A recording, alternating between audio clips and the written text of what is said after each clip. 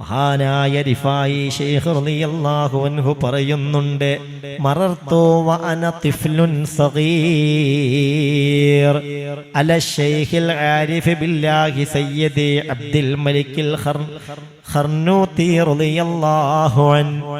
ഞാൻ എൻ്റെ ചെറിയ പ്രായത്തിൽ തന്നെ മഹാനായ എൻ്റെ ശൈഖ് മലിക് അബ്ദുൽ മലിക്കുൽ ഖർനൂതി തങ്ങളുടെ അടുത്തു ചെന്നു. ഫൗസാനി, അദ്ദേഹം എന്നോട് ചില വസിയത്തുകൾ പറഞ്ഞു തന്നു. വഖാല യാ അഹ്മദ്, എന്താ പറഞ്ഞത്?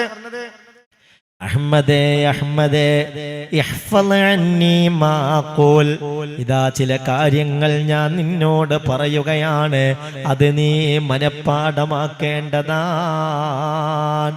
ഫഖുൽതു നഅം അഹ്ഫിളു യാ സയ്യിദി, ഞാൻ പറഞ്ഞു അതെ സയ്യിദേ, ഞാൻ മനഃപ്പാഠമാക്കാം. എന്താണ് നിങ്ങൾക്ക് എന്നോട് പറയാനുള്ളത്? പറയണേ, മനഃപ്പാഠമാക്കാം.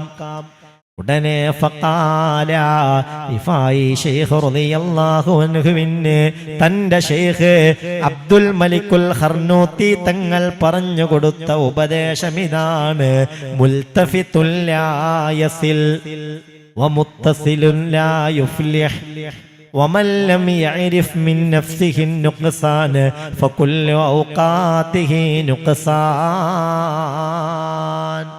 ശരിക്കും നമ്മൾ ആലോചിച്ചാൽ ഇതിലൊക്കെ വലിയ പാഠങ്ങൾ നമുക്കുണ്ട്. ഇതിലൊക്കെ പഠിക്കാൻ മാത്രം പാഠങ്ങളുണ്ട്.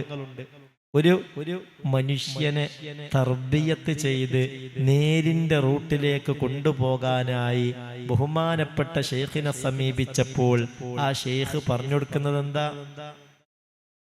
ആ ശൈഖ് പറഞ്ഞു കൊടുക്കുന്നത് മുൽതഫിതുൽ ലാ യസിൽ, എല്ലാത്തിലും സംശയം വെച്ച് മുന്നോട്ട് പോകുന്നവർ, അങ്ങനെ സംശയം വെച്ച് മുന്നോട്ട് പോകുന്നവർക്ക് വിജയിക്കാൻ സാധ്യമല്ല.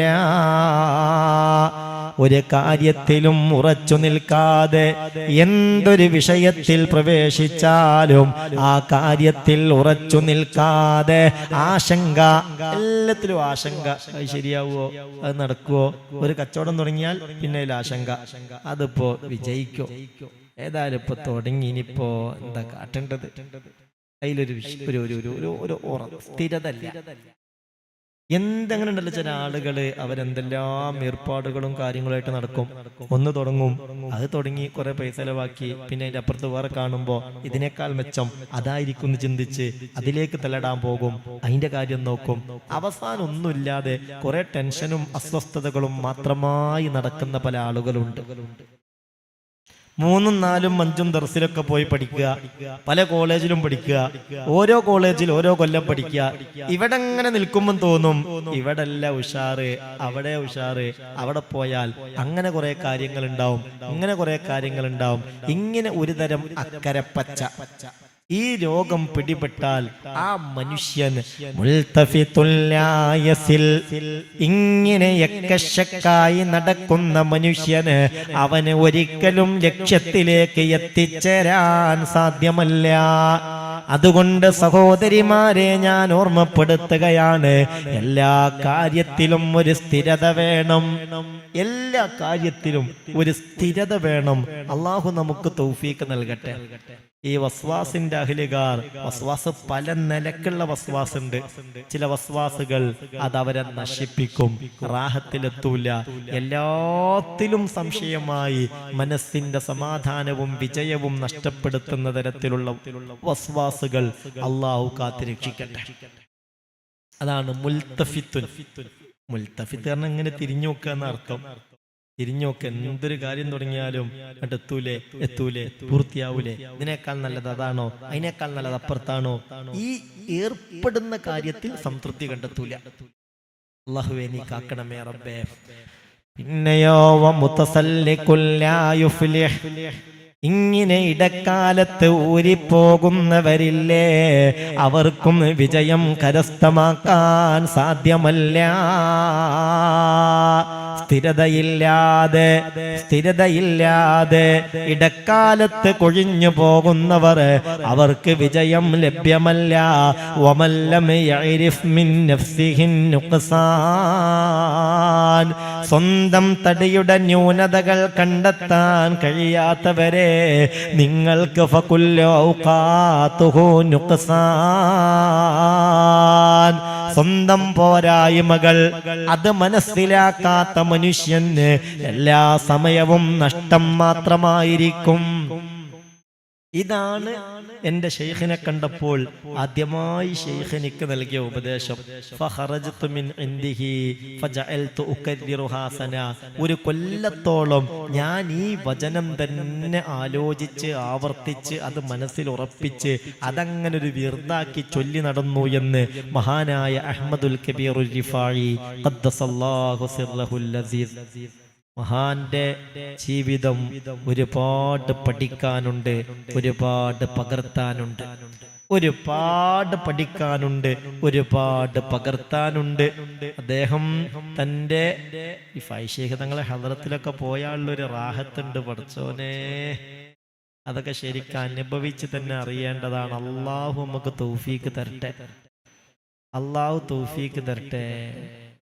അവിടെ എത്തിപ്പെടുമ്പോൾ ഒരു പ്രത്യേക ആവേശം എല്ലാവർക്കും ഉണ്ടാവും. സംഗതി കർബലയിൽ നിന്ന് തന്നെ 600ഓളം കിലോമീറ്റർ ആയിട്ടുണ്ട് ബഗ്ദാദ്. കർബല അങ്ങനെ പോയി 600ഓളം കിലോമീറ്റർ യാത്ര ചെയ്യണം. സ്വാഭാവികമായും യാത്ര ചെയ്യുമ്പോൾ മടുപ്പും ക്ഷീണവും കാര്യങ്ങളൊക്കെ ഉണ്ടാവുമെങ്കിലും അവിടെ എത്തിക്കഴിഞ്ഞാൽ കൂടെയുള്ളവർക്കൊക്കെ ഉണ്ടാകുന്ന ഒരു ഉന്മേഷവും ഒരു ആത്മീയമായ നിർവൃതിയുമുണ്ട്. അപാരമാണത്. അള്ളാഹുവേ, നീ ഇഷ്ടപ്പെടുന്നവരുടെ ഹദ്റത്തിൽ ഞങ്ങൾക്ക് എത്തിക്കണേ റബ്ബേ. അയൽ രാജ്യങ്ങളൊക്കെ പലതരത്തിലുള്ള യുദ്ധത്തിന്റെ ആശങ്കയുടെ മുൾമുനയില. അല്ലാഹുവേ, നീ എല്ലാ സമാധാനവും സലാമത്തും നൽകണമേ റബ്ബേ. മുഅ്മിനെ ശ്രദ്ധിക്കുക. അപ്പൊ എന്തേ നമ്മൾ പറഞ്ഞത്? ആ റിഫായി ശൈഖ് റളിയല്ലാഹു അൻഹു വലിയ വായിലായിരുന്നു, വലിയ വായിലെ ഉപദേശകൻ.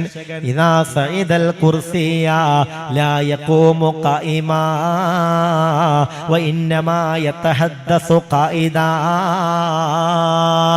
ഇരുന്നാണ് മഹാനായ റിഫായി ശൈഖ് തങ്ങൾ വഅൽ പറയാറുള്ളത്. ലാ യഖൂമു ഖായിമൻ, നിൽക്കൂല, നിന്നിട്ടല്ല. ഉപദേശം വഅല് ഇരുന്നിട്ടാണ് പറയാ. വകാന യസ്മഉൽ ബഈദു കമാ യസ്മഉൽ ഖരീബ്. തൊട്ടടുത്തുള്ള ആളുകൾ ദേഹം പറയുന്ന വയലുകൾ എപ്രകാരം കേൾക്കുമോ അതുപോലെ ദൂരത്തുള്ളവർക്കും ആ വയല് കേൾക്കാൻ സാധിക്കുമായിരുന്നു. ഏയ്, ലൈവായി കേൾക്കുന്നതിനെ കുറിച്ചാണോ ഈ പറയുന്നത്? ആണോ? നമ്മളെ ഇന്നത്തെ ഈ വിവരസാങ്കേതിക വിദ്യകൾ ഉപയോഗിച്ചുള്ള യൂട്യൂബ് ചാനലിലൂടെ കേൾക്കുന്നത് പോലെ ലൈവായി കേൾക്കുന്നതിനെ കുറിച്ചല്ല ഈ പറയുന്നത്. ആ മഹാന് അള്ളാഹു നൽകിയ കറാമത്താണ്. തന്റെ മുന്നിൽ തൊട്ടടുത്തുള്ള ആളുകൾ കേൾക്കുന്നത് പോലെ അദ്ദേഹത്തിന്റെ വയല് വിദൂരത്ത് നിന്നും കേൾക്കാൻ സാധിച്ചിരുന്നു. എന്നിട്ടോ ഹത്താ ഇന്ന ഹൗലൽ ഖുറാ, ആ ഗ്രാമവാസികൾ അല്ലത്തെ ഹൗല ഉമ്മി ഉബൈദ, ഉമ്മു ഉബൈദയുടെ പരിസരത്തുള്ള ആളുകൾ കാനൂ യജ്ലിസൂന അലാ സുതൂഹിഹിം യസ്മഊന സൗതഹും വയഅരിഫൂന ജമീഅ മാ യതഹദ്ദസു ബിഹി. പരിസരവാസികളൊക്കെ വീട്ടിൽ കയറി അങ്ങനെ ഇരിക്കും. അവരുടെ വീട്ടിൽ മച്ചിൻ പുറത്ത് കയറിയിരിക്കും. റിഫായി ശൈഖ് തങ്ങളെ വയല് കേൾക്കാൻ വേണ്ടി കൃത്യമായി അത് കേൾക്കുകയും ചെയ്യുമായിരുന്നു. കൃത്യമായി കേൾക്കും. അപ്പൊ അദ്ദേഹത്തിന്റെ ഈ ഒരു ത്വരീക്കത്ത് എന്ന് പറഞ്ഞാൽ ആ ത്വരീക്കത്ത് കൃത്യമായി തവക്കുലിന്റെ മേൽ അസ്ഥിവാരമിടപ്പെട്ടതാണ്.